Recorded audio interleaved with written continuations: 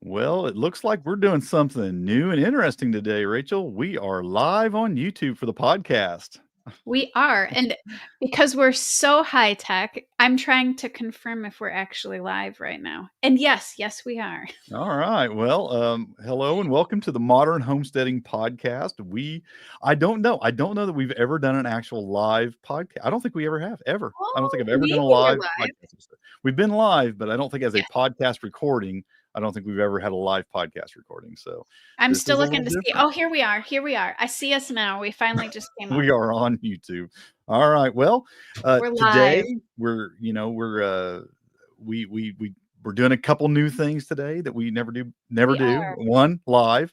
Two, we're going to dive into the political realm slightly, not politics, We're but tipping our toes in it. policy. Yeah, we're And tipping our toes. and so, are you ready to say goodbye to like 20% of our listening audience?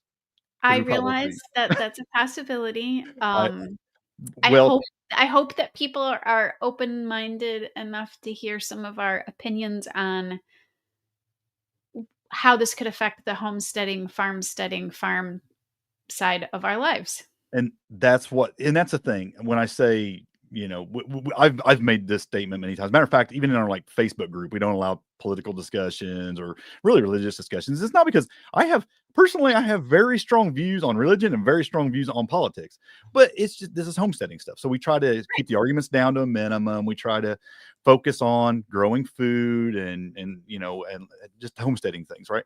But I feel like what we're going to talk about today, when it comes to policy, is very applicable to homesteading. And I've actually been criticized for avoiding some things like that in the past because Yeah, we have. We've been criticized for avoiding yeah, um, talking about this and some preparedness issues, which yeah, honestly, whoever gets appointed affects both of those things, and we're going to kind of hmm talk about that today. I hope yeah. that people can understand our opinions on this and some of our excitement and maybe some of our own frustrations and hesitation. Well, So, we'll jump into all that in a second. I don't want to. right. I think we should start off like normally start off, and talk about maybe what we're doing on our homesteads. I guess I'll go first, so you can Yeah. think about Maybe it a you little should say your name bit.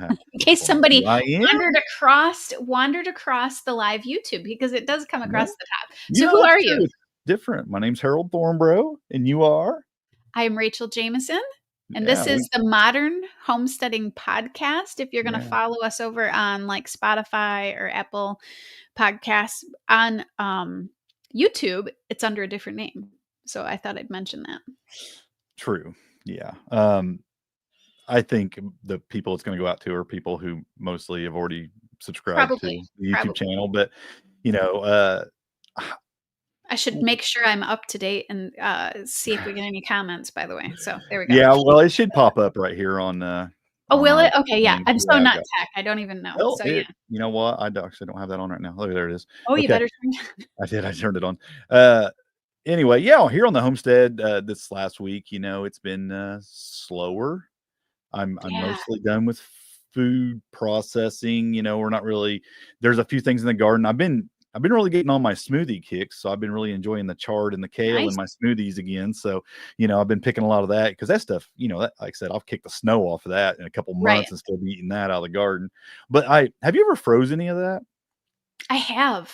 I Okay, have. I never have, and I'm going to this year because I have so much of it that I just want to freeze it and just kind of have smoothies all winter. Chard is Um, one of my favorite vegetables. I don't know why. I, I just love it. I love how tough it is. I mean, the stuff is just bulletproof. I love that about it. It's Right. one of the Yeah. first things growing in your garden in the spring. It's the very last thing to go out of your garden when it's cold out. I've had it winter over if you have a mild winter. Yeah. Yep. Um, it's amazing. And kale does the same thing, probably not to the degree of chard, but definitely really good. Chard, I generally with kale, you'll have some issues like you'll get some bug issues, you'll get some powdery mildew issues, you'll get some things like that with kale. You don't get any of that with chard. I mean, chard is bulletproof. It is. It's bulletproof. I think the reason I like it is for some reason, chard, at least mine does, it has just this slightly like almost like there's salt in it. I don't know Okay, why. yeah, I so just like the flavor better than kale. Kale literally does taste like you're eating a leaf, but see, to me, I so like taste-wise, I think I like kale just a little bit better than chard Oh, really? Okay. I'm the raw. Well, here's the thing, raw. Now, when I cook chard, if you stir fry put it in a stir fry or something like that, it tastes great. I like it a whole lot better. But it seems like it seems like it has a kind of a strange taste to me when it's raw. But then I'll put it in a smoothie raw, and I don't get any of that, of course, because there's so much other flavor going on in there that I don't really mind it. But Right. yeah, other than that, I've just been man, it's winter cleanup time. I mean, I'm trying to get I got the barn kind of all cleaned up, and because the thing is, when winter gets here full blast, a lot of the projects go into the barn. If I'm working on stuff or building stuff, or I'm in the barn doing it, so I need more room in there. Kind of organize the tools, and I've been kind of getting things ready. We had to bring some stuff home from our campground because we keep stuff at the campground, like a golf cart and all that stuff. We brought all that home, put it up. It's just been organizing and Right. Yep, same here. cleaning and just getting things ready for winter time. But Well, you have a whole other level of stuff going on. uh, yeah, it's been a little stressful. Um, yesterday, my husband put the chicken, not the chicken coop into the back of the trailer, which feels so weird. Everything is just feeling so bizarre. Um, for our move, and earlier last week, because we haven't done a podcast since this,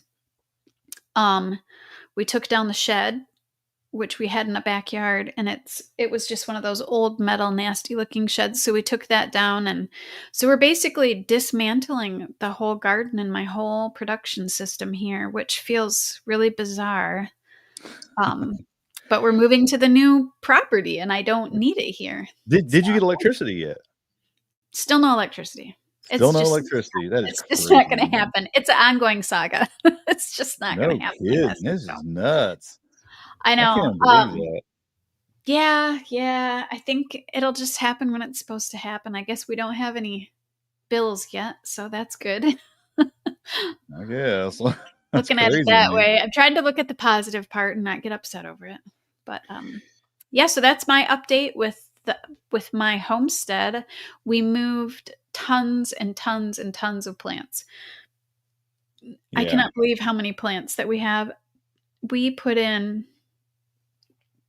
I don't even know. We have 3 4-foot wide beds that are probably 30 feet. The shortest one's 30 feet long, and the longest one is probably about 50 feet long. And we have 3 of them, and they're mounded, kind of like Kugel mounds. They Mm-hmm. are so stuffed on the front, the back, and the top from all the plants that we moved. It is unbelievable. So, Does it look yep. like they're taking pretty good so far? Of course, it's going to be dormant, so they're It's probably going to hard be to fine. say because Yeah. we've gone dormant. We've had Wait till several hard, spring. like every night now it's below freezing up here. So Mm-hmm. yeah, we're headed quickly into winter here. So Yeah. You're going to have a busy spring, no doubt about it. When well, spring gets here, you're going to be. I got to put fertility into the land and there isn't much. So Yeah. Well, that'll be your big project for next year for it sure. will be, but that's our favorite part. We actually enjoy doing that. We enjoy creating new beds and stuff like that. Mm-hmm. So it'll be fun. Yeah. Right now is the not so fun part. Yeah, for sure, for sure. So, but Well, I look forward to hearing all about everything going on I up hope there. so. I still want to be relevant to people that are small town homesteaders. Being a small homesteader for 30 years, growing on a little tiny postage stamp for 30 years, and then moving to more acreage. I don't want I to forget where I came from. I can't wait till you start getting just a variety of different animals and start talking about that because you've wanted that for so long. I can't wait. I mean, we had chickens here, Yeah. but that was it. And it felt so weird to pack up that little tiny chicken coop because I'm like, it was literally made for 4 to 6 chickens because Mm-hmm. that's all we could have here. And I'm like, what am I going to use this for? I don't know, but we're going to take it with us. Maybe a brooder. I don't know. It's so tiny. And we plan on having at least 100 chickens at first just to add fertility back into the soil. So, Yeah. see? Awesome. Well, that's we'll stand by and wait patiently for you to take your next step in your homesteading phase and keep us all up to date in that for sure. Can't wait. Yeah, and I hope that I can, I still want to remain relevant, like I said, with the small town stuff. I might end up doing some experiments that work really well for small. Like I might end up doing a quarter acre or a 10-acre plot still. The thing is, you're a permaculture person, so you're going to work in your zones. You're going to be small at first because you're going to work your zones out. You're going to start close to the house. You're going to build your gardens. You're going to do your small orchards close and work out in your zone. So, I mean, you take that zone 1, 2, that's going to feel like a small homestead for a long time until you get that really good and established.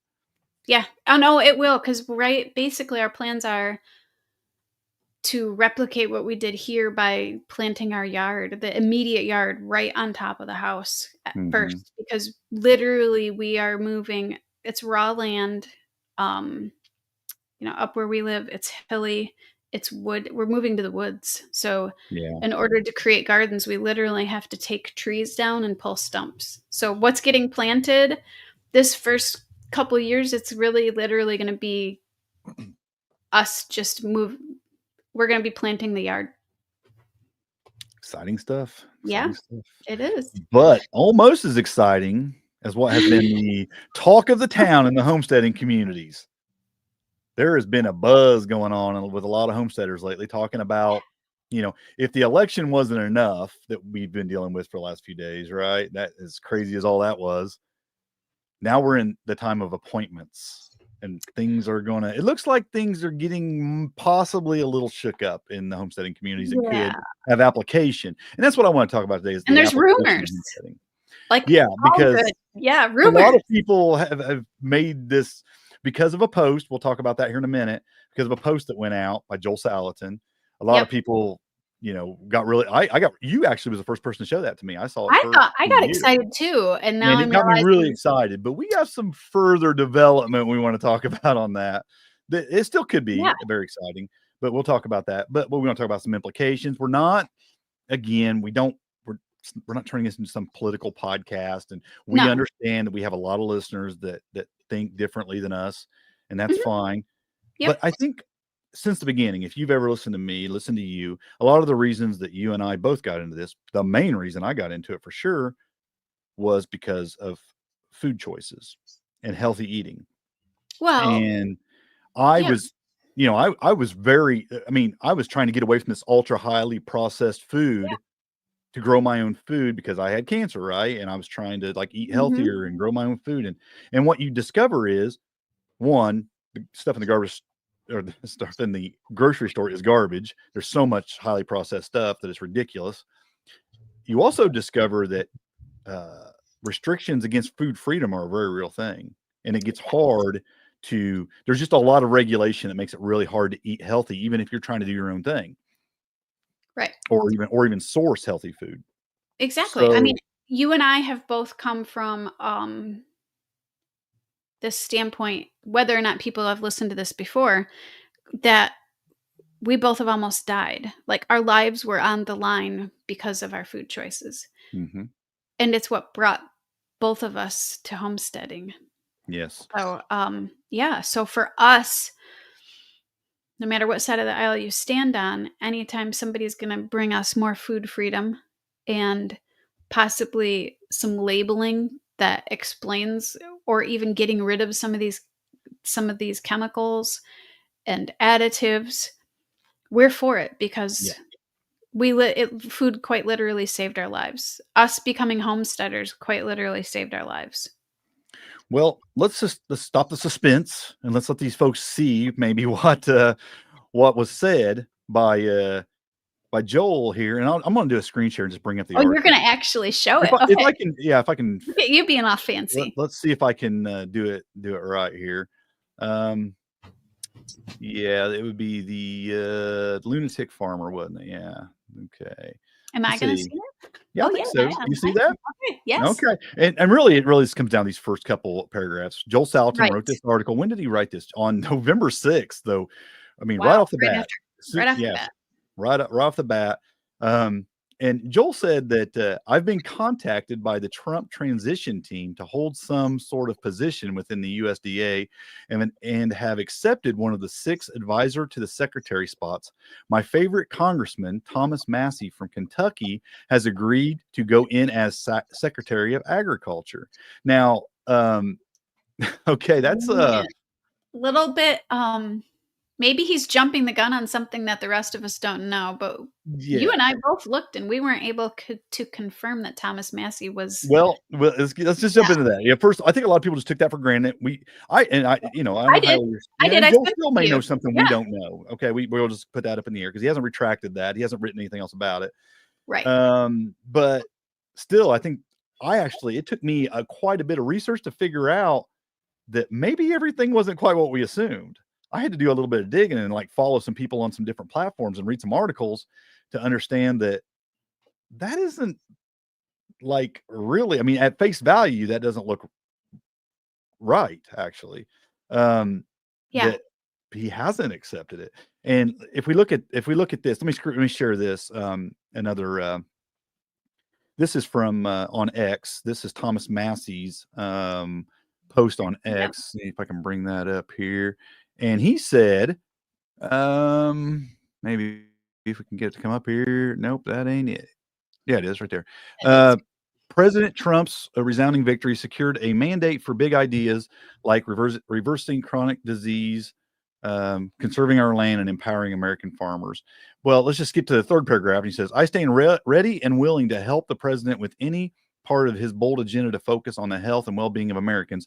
But I have received no commitments or offers from President Trump's team, and any discussion of the transition are premature.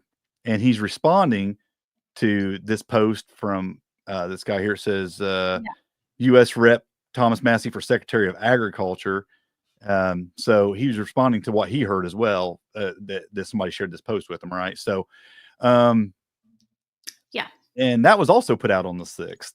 So maybe there's something we don't know. We couldn't confirm.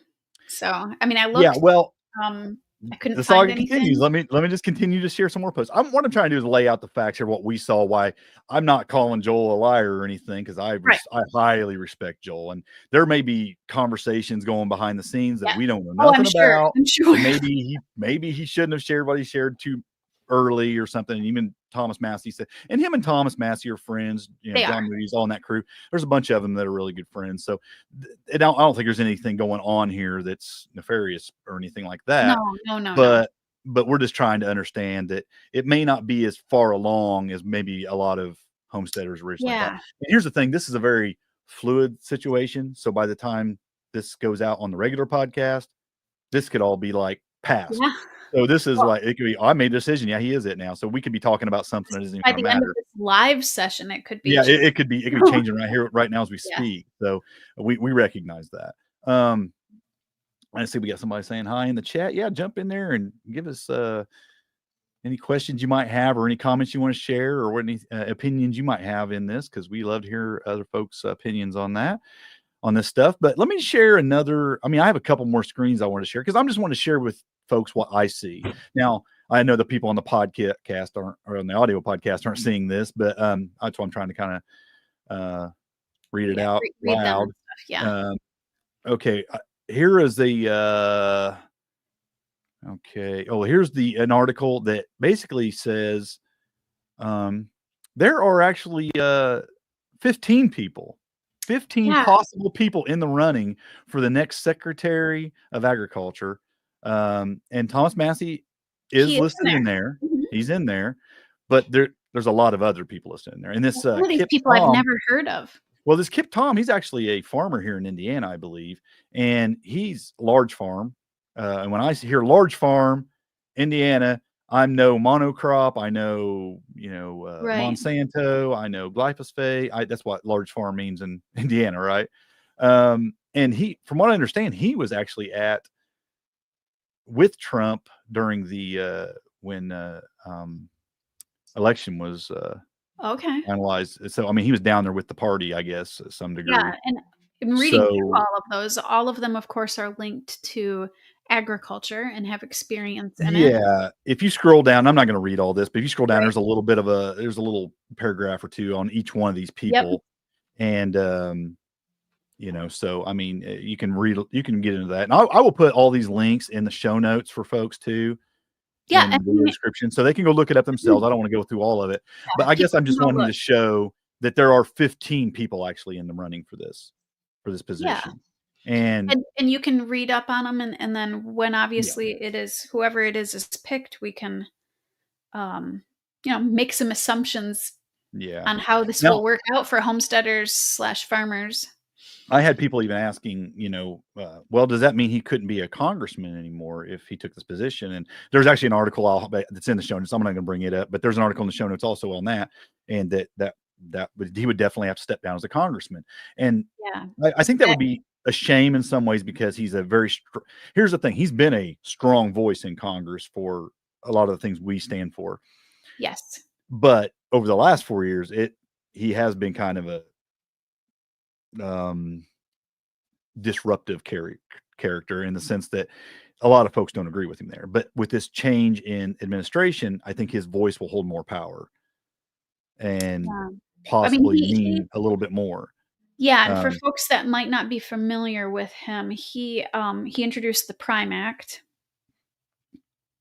Thomas yes, Massie Thomas did, and Massie. Yeah. the Prime Act is basically about, feeding your neighbors, so it's making it so smaller producers can sell and butcher basically on Mhm. their property and then sell to the public, which right now, currently, you cannot, and it sometimes gets very difficult. Sometimes people have to drive, and I'm sure many people in our audience are aware of this. They have to drive a long way to deliver animals to a USDA facility so that they can have their animals butchered and then be able to sell them. The Prime Act was going to help homesteaders and small farmers with that. Yeah. Of course, it has never been accepted, but it's one of the things that Thomas Massie has done. So he's been Yeah. definitely a person that has really pushed for small farms and homesteaders' rights, basically. Yes. Yeah. There, folks always like, and I've been guilty of this too. It's like I always felt like less regulation is always a great Yeah. thing. And in a lot of areas it is. But I also recognize that in some areas, I feel like we need more regulation, like what they're putting in our food, for example, Yeah, I like would what the like food to know industry. more. So Yes. I would like to have more regulation on some of that to where they prevents them from adding things that shouldn't be in our food. I've heard RFK Jr., who is obviously going to be playing a big part in this administration. Yeah. He's there's a good chance he's going to be heading up the FDA, um, and he's a very big uh, champion for raw milk. Mhm. He's a big champion for getting the garbage out of our ultra highly processed food. Yes.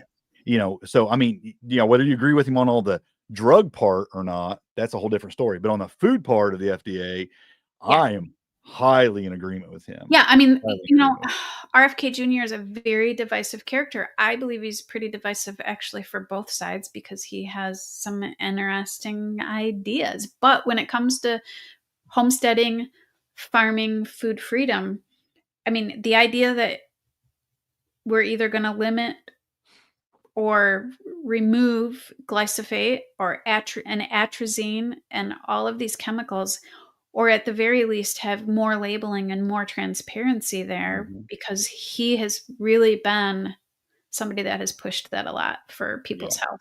And he's huge on getting rid of seed oils, which is funny because you have done a podcast interview with somebody. I did a podcast about fat.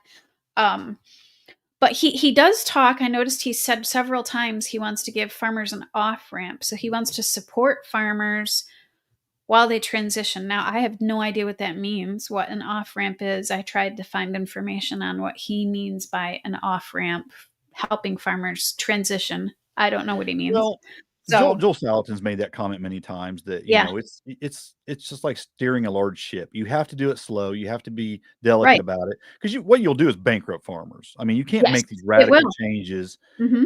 too fast. You have to slowly do this. You can't just say, Exactly. "Boom, we're shutting off the tap." You got to do it this way. farmers would never survive that. I mean, you just have to. Some would, but Exactly. most probably wouldn't.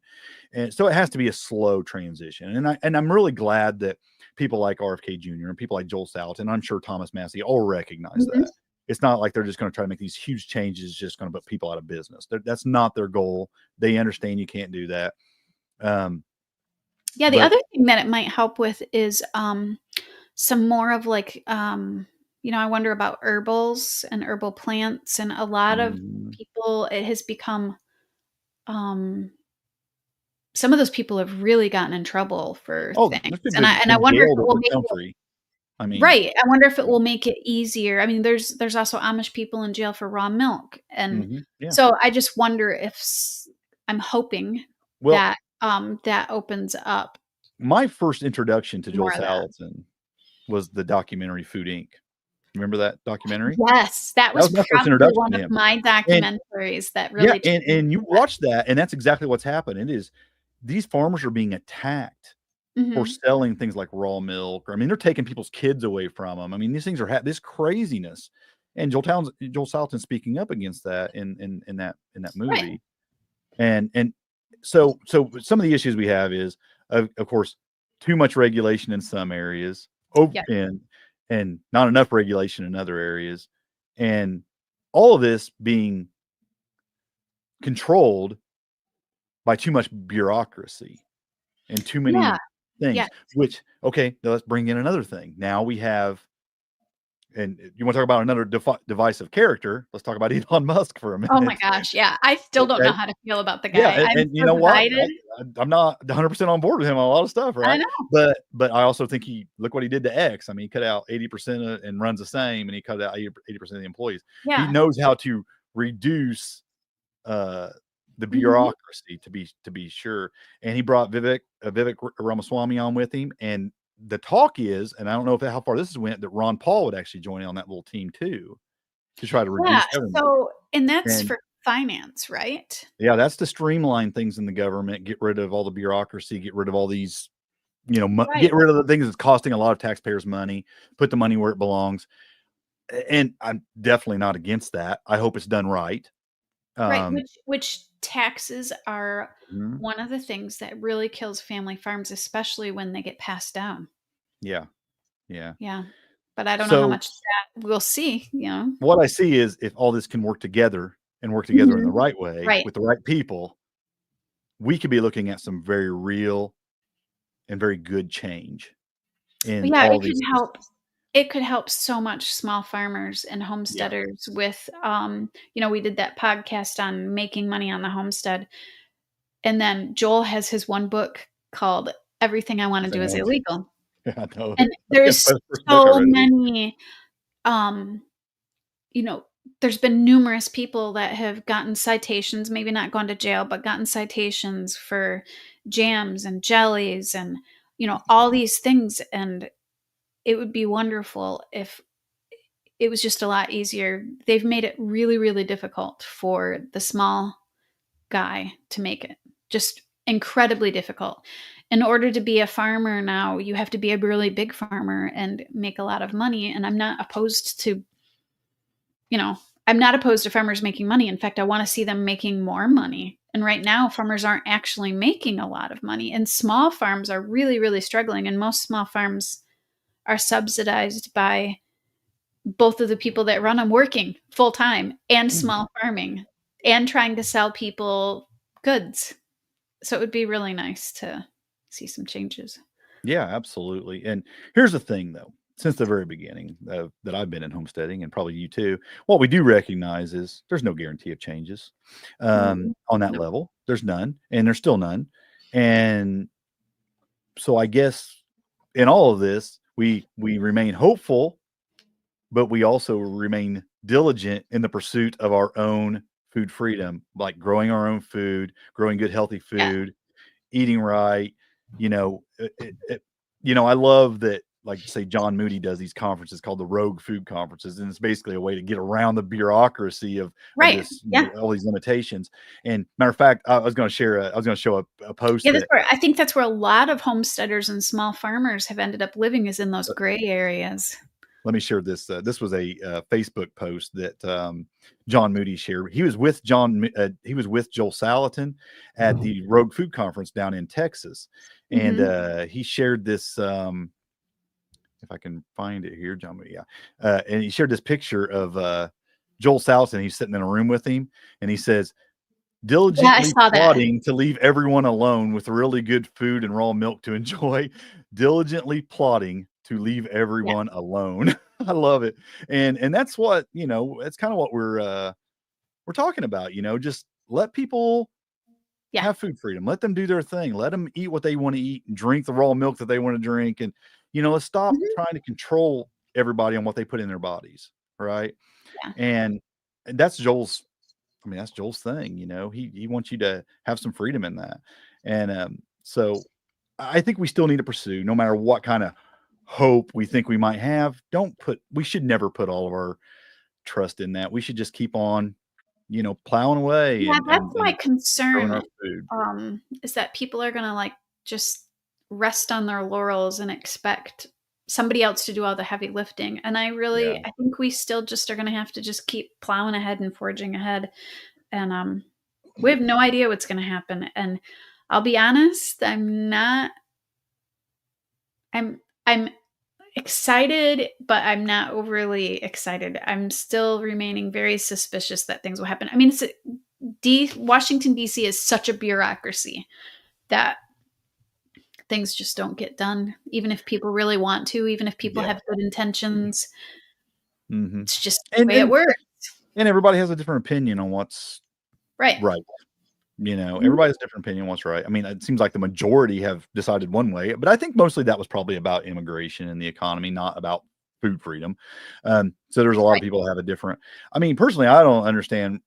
We look at what's put in our food, and those very same companies, say the cereal company like Kellogg's or whoever, they will make the same product for another country, and they don't put all that stuff in there because it's illegal in those countries to have it in there. Right. Like certain food colorings or sugar instead of high fructose corn syrup and things. And Kennedy has said that should not be the way it is. We should have those same rules here. So it's not, so we're eating healthy also. Right. And I like that. But I hope that's a change that happens because, for future generations, my kids, grandkids, great grandkids, I want them to be having good food. I want them to live long, healthy lives. And they may not make the same decisions as me as far as growing my food. Right. So they're going to go to the grocery store and buy it. I want them to get some, halfway healthy food or healthier food at least. So I do hope those regulations happen. And I do think it's important to vote for those things and try to play our part there to do what we can. But I say still pursue it, everything you can to close those loops and be as self-sufficient as possible. Yeah, I think we're still going to have to pursue it because, there's so many. Of course, we're going to say there's so many benefits to growing your own food.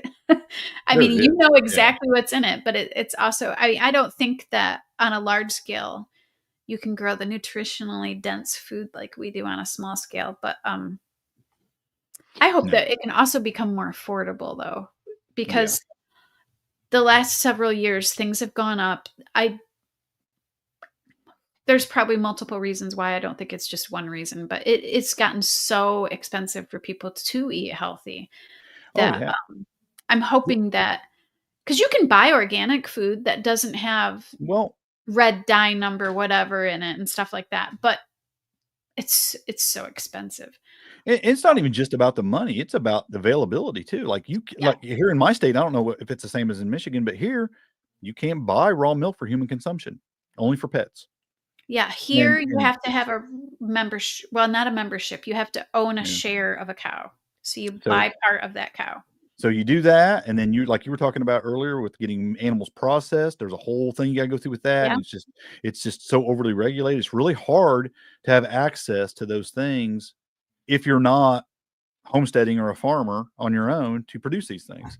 So if you're going out to buy these things, it's really hard to get in certain areas. I mean, I definitely don't live in what's called a food desert, but I think I live in a healthy food desert because it's hard you have to go out of your area to find some of these things. Yeah, it's definitely hard if you're within a larger city, I would say, Oh yeah, to those are find. true. Some of those are true food deserts. I mean, there's Yeah, not I even any mean, restaurants or there's stores in some of those areas. yeah, or even extremely rural probably is hard too, Yeah, but, one of the things that I was looking at too was, like, with Ron Paul, one of the things he wants to get away with is some of their surveillance, and, um, one of the recent laws that came about this year was tags. the RFID tags Yeah, that yeah. they're forcing on breeding animals, and, I I don't like it. I'm sure some people think it's a good idea, and they have their reasons behind it. I have friends that do like it, that have cattle farms. Um, I don't love the idea. So, that's one of the Well, things. we don't love the idea not because of what good it possibly could. We Yeah. we we don't like it because we know the potential bad that comes from people who want to use it in that way. And when it comes to government, traditionally, that's what it turns into. Well, and the other thing is Um, that it adds that one more thing, that one more barrier to entry, that one more cost to the small farm. And one of the other things that happened was veterinarians can't, or I don't know if they can't. I shouldn't say can't, but if an animal needs care, you used to be able to go to Tractor Supply and buy a lot of medications and such for animals. ivermectin. Well, that's one of them, but they also got rid of other ones. But yeah, Yeah. so and now you can't. So now you have a homesteader that, you know, is growing for themselves, or even a really small farmer that adds to the cost because now they're going to have to find a large animal vet or an Mhm. animal vet that deals with livestock. And they're going to have to talk to that vet and get a prescription to then order that. So that's Yeah. one of the things, that one of the regulations that I understand why it's in place, but it's making it really cost prohibitive for homesteaders and small farmers. Really Yeah, cost prohibitive. absolutely. There's so much red tape to cut through, and it's so much to do that Mhm. I I guess I just wanna keep coming back to that. Don't let your excitement and your hope, um, uh, be greater than the hope that you could have on growing your own. I mean, I think there's a lot more hope in us taking control of our own situation Yes. than there is in letting the government fix it. So, I just wanna keep coming back to that. It's like, s s you know, keep pursuing your dreams in Mhm. homesteading, keep pursuing your desire to eat healthy and feed your family healthy, and but don't rely on others to make that happen for you Right. Yep. because it may never happen. We hope that it Yeah. does. We hope that it makes it easier. We hope that all this works together to bring about some good change. But I've been on this planet long enough to know that that's tough. That's That's a tough. mighty ask. That's a mighty Yeah, ask. it is, and there's a long way to go, and it's only gotten worse in the last 20, 30 years that I've been an adult, I think 30 something years as an adult, and I've just watched it go downhill every year. No matter who's in charge, no matter who's the president, no matter Yeah. who's, making these things, it just never seems to really get better. You have these small little victories, but then it seems like 4 years later, they'll just get undone, or as soon as enough people decide that they don't like that, lobbyists come in and make these decisions. It's just too much bureaucracy for sure, and Yeah, it's and the just hard to bottom line is we have to be, I mean, we're the ones that have to pursue what we wanna do. We can't wait for somebody to give us permission, and I'm not telling people to, like, break the law or anything, but what I'm saying is with homesteading, you just gotta keep after it. I wouldn't be waiting if you want raw milk really, really badly and you can't find it, I wouldn't be waiting for them to get rid of the raw milk laws. You may have to get a goat or a yeah, cow, or or cross a find a state farmer. line if you have to get it or something, Yeah, where it is yeah, legal. I mean, I don't know. I mean, there's ways around it. yep. So I just think that there are things you can do without putting all your hope in the political Yeah, for masses. me, it's never gone great. It's what has always worked for us is, just doing the thing. Dream it and do it, And it's fun and too. it's fun. It's great exercise. Yes, there's a lot of You reasons. don't gain health just by eating good food. I believe you gain health just from being in the garden, just that Yeah, physical and mental part of being in the garden, that right. physical aspect of digging around, getting in the soil. I mean, they've done studies on your body and the soil and how good it is for you, and just the movement, what it does Yep, for your brain. There's so many absolutely. things, and the same with animals, and the same with kids. They've done studies on kids that are raised outside and in nature, and they're healthier, they have less allergies. It's just a good life. So, It can yeah. be if done right. Go Yes. back to our last episode where if you can overdo it and, Yeah, take on yeah. too much, and maybe they don't feel so good, but I feel like I might be on the cusp of overdoing it right now, but yeah, yeah, I cross that line all the time to where right. it's I not mean, we talked enjoyable. about that in our last episode. Yeah, yeah, I cross that line all the time, but yeah, I think, we live in a right now is it's a little bit of a terrifying time, it's an exciting time, It is. it's a confusing time. Mhm. Um, it's kind of an emotional roller coaster on different things that are happening at different times. Uh, but we started this because we got into this episode because when we first talked about doing this episode, I had only seen Joel Salatin's article. I didn't even know any of this other stuff, and I thought it was a done deal. Yes, so And did that's I. when I know I wanted to talk about this. And then I did a little bit of research, and I was like, oh, this isn't a done deal yet. So it kind of made this podcast go a little bit different direction. Yeah. Um, so I guess I Well, I just mean, wanted to not feel anybody like yeah, they want anybody to feel like they're hopeless because it may not happen either. yeah, and the other thing too, I think, we still totally support people supporting each other. So, no matter what happens Yeah. with all of this, we still need to support those small farms and small homesteaders and those small Etsy sellers that are selling the comfrey salve or whatever. We need to be supporting them. Well, and on a local level, if you can strive for two things, self-sufficiency and community sufficiency, Yep. where you're working together with your neighbors, that no matter what the government's doing, that is the Mhm. best thing you can do for your own Yeah. food security and food freedom. It's the best thing you can do. Yeah. I and you and I both feel like that just is a huge part. I love the idea of self-sustainable. I know that you know who Dick Prenicky is, but he's like the Alone in the Wilderness guy. For a Yeah. long time, I think it was PBS that ran his Alone in the Wilderness video every year as a fundraiser. And he went to the Alaskan wilderness, but we can't all be Dick Prenickys. And actually, he really wasn't because he got stuff flown in. So we can't all be self sufficient, but we can be interdependent in a community. And Yeah. um, no matter what happens, I think that's still the sweet spot. Well, we've always talked about closing as many loops as you can, which I feel like it's very difficult to close them all, obviously, but every one you close is another level of self-sufficiency. And then you can even Mhm. expand that to that loop can expand into your community to where you have these closed loops, but it's more of a community mindset. And we've done whole podcasts on that. Expand that loop to your community. And then you're still closing loops Yeah. by working with your neighbors and businesses that are local to you. And you can definitely close that loop. And every level is a whole nother level of what we'll call self-sufficiency, even if it's expanded into a Yeah. community. Yep. And I think that is possible. I think that's very possible. Um, we uh, think that change is going to happen. We don't know where it's going to go Yeah.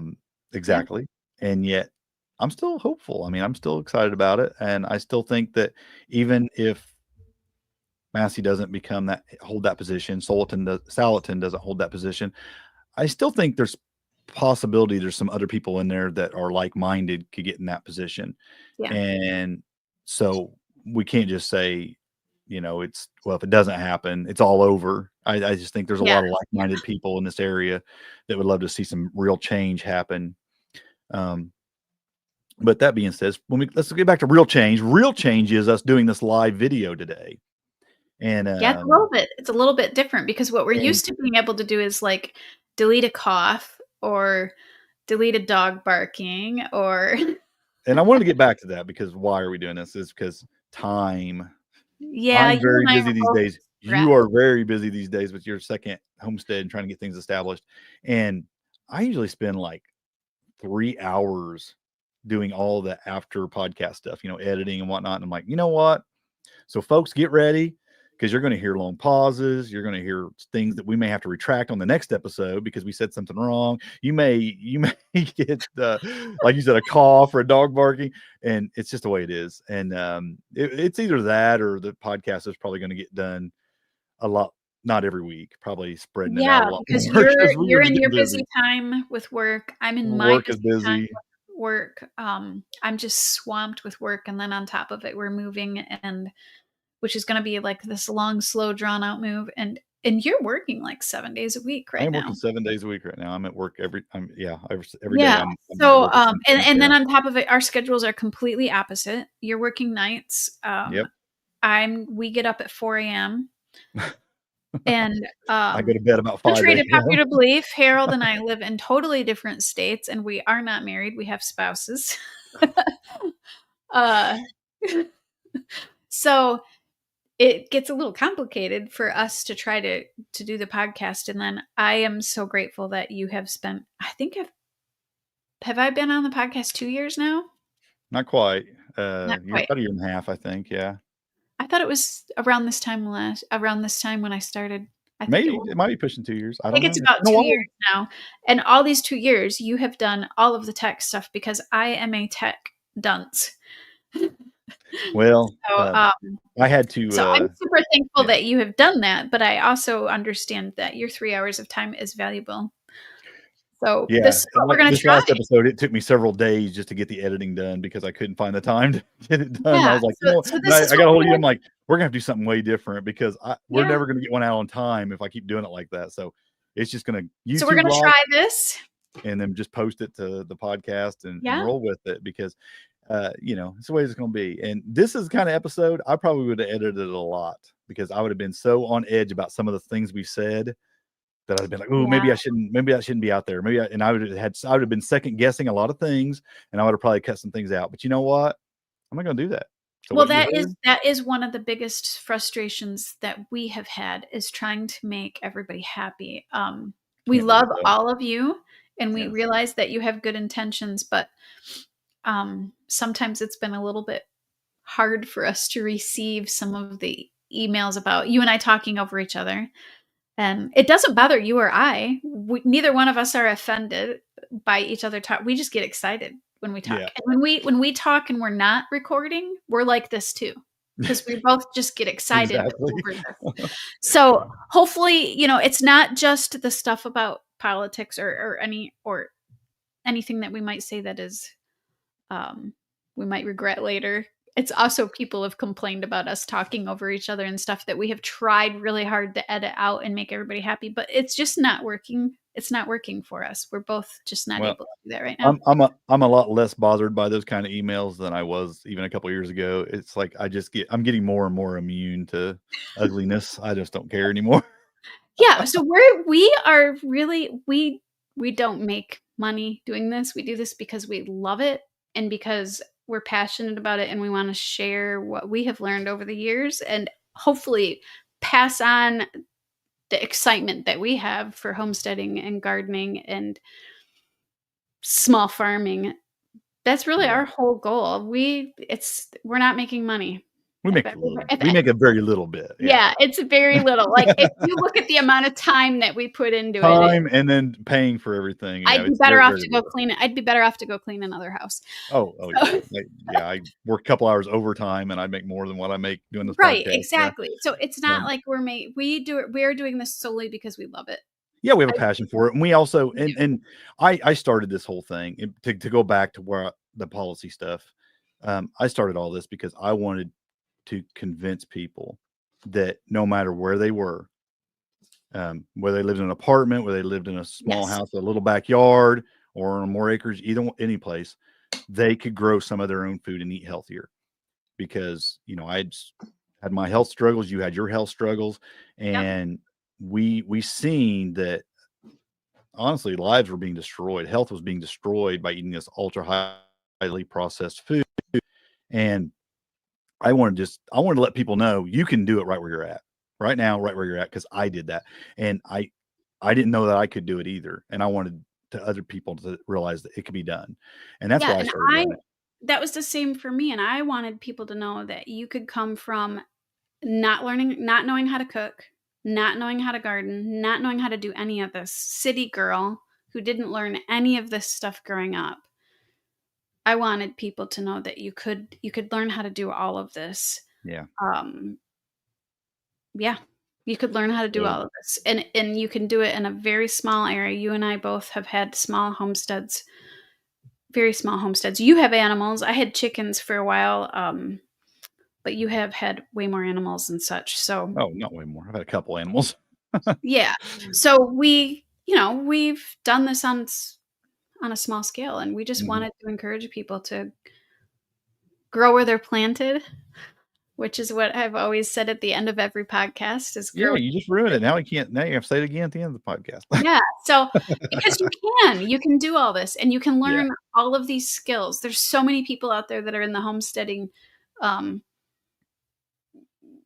homesteading genre or whatever that have they people start farming in the city. There's books about it. So yeah, Yeah. that's why we're doing Absolutely. this. That's why we're Well, doing this. with that, we kind of wrap up here by just saying that we think that you should strive and not how have I heard it said before, worry about what's going on in your own house less or more than what's going on in the White House. It's important. It's not unimportant what's going on there, but it's more important to worry about your own household and what you're doing right in your own backyard, right in your house. So I would say Yeah. strive to grow your own food, work locally on regulations that are local. Those will have a bigger impact on you than Yes. the federal regulations, probably in most cases, unless you're a big farmer. Those local regulations will generally have a bigger impact on the small farmer, small homesteader. So you can always work to change those regulations in your local area. Um, and just continue to fight the fight that you've been fighting no matter what's going on up there, and I guess that's a word to all of our listeners, no matter where they fall politically, because I think that's the same on both sides. It doesn't matter where No. you're at on that really stands no matter what, that you can focus on what you're doing and focus on your community. And that's the place where most of our attention should go. Yes. Yeah. Because we can make more of a difference locally than we'll ever be able to make. It's that circle of influence and that circle of control. We can influence what's happening in our zone zeros, our zone zero zeros, within our homestead and then within our community. Those are the permaculture zones, if you want to use those terms, Yeah. that we can affect. That zone that's over in Washington, D.C., it's not even in our circle of influence, really. I mean, And it's so minutely. only at the ballot box pretty much. And then it's Yeah, over. yeah. And then So it's on them to do the right thing. And it yeah, so rarely I mean, happens. and what we can do is go to, some of these battles are even just so much as zoning battles, just going to your township board meetings and requesting that you can have chickens. Some places don't allow chickens, and um if Yeah. we were going to stay here, I was actually going to battle zoning for us having ducks because we can have chickens, but we can't have ducks. And you live And on a lake, which is crazy. That's so yeah, weird. and when I asked why, the zoning lady said, because it's just never been addressed before. Sometimes that's really just all it is. Now, Yeah. sometimes it's And, not. and sometimes Sometimes people you are just have some adamantly people. against it. Yeah. And who knows even why? They just think it's, Yeah. I don't know So, why. And some of these are going to be battles that are just local, like a yeah. zoning thing, you might have to go a little bit more than your township. It might be your county or something like that. But Yeah. those For are sure. not battles that are going to happen no matter who is in the White House. It has to happen on a local homestead, small farm, and you can get together with your community and try to change some of that. And all that being said, I am hopeful though. I see the possibility of some exciting things happening on a federal level that could Yeah. that could be good. And I just hope it goes that way. And like I said, we probably have listeners that don't agree with us, Yeah. and we still want to see you grow your own food and eat healthy. Yeah. Yeah. Yeah. I mean, So I'm excited for not even small farms. I'm excited for big farms because I know we have a lot of big farms around here that are failing still. They're still struggling, like all yeah, farms. the You have regulations are you have a lot changing. of the big grain farms. What we have here is a lot of Mhm. orchards failing because taxes. One of So my biggest issues is uh, that I think could only probably be affected on a federal level is the glyphosate and the other chemicals they're yes, spraying on the fields, because we have so many crops like that yes. here in Indiana that it's just being dumped on, and Mhm. it's in all the water supplies. I mean, Well, they and find we need atrazine this. is just as Yeah. bad. Yep. So it's in I our would air, love it's in to our see that. water. I'm just I would and that's love to something that, see that change. yeah, That's huge. I've heard RFK talk about he wants to get fluoride out of water. I love that. I I love like that that. too, yeah. So I Um, mean, there's a lot of things that there's potential for a lot of change that I think could be mhm. good changes. So I'm Well, hoping. and it's not just those don't just affect us, that affects everything. I mean, Yeah, I care about the glyphosate is environment. in I our mean, drinking water. It is yeah, affecting everything. It's affecting absolutely. other plants. It's infecting the whole environment. Mhm. So I would really like to see that definitely changed. And that's unfortunately some big farms are peg holed into that, and it's really hard to break free of that. So I really do hope that they have some kind of a roadmap to help some of these farmers that do want to change that and get Yeah. out of it. Yep. I agree. Well, I think we'll just we'll wrap it up there, and I think We're these gonna wrap it folks up have how we heard. always wrap it up. Yeah, I think these folks have heard enough of our opinions on this. Maybe we'll get back to actually talking about a homestead subject that's a little bit more Right. right down to the garden or the livestock or something like that next time. But folks, until next time, happy homesteading. God bless. And grow where you're planted.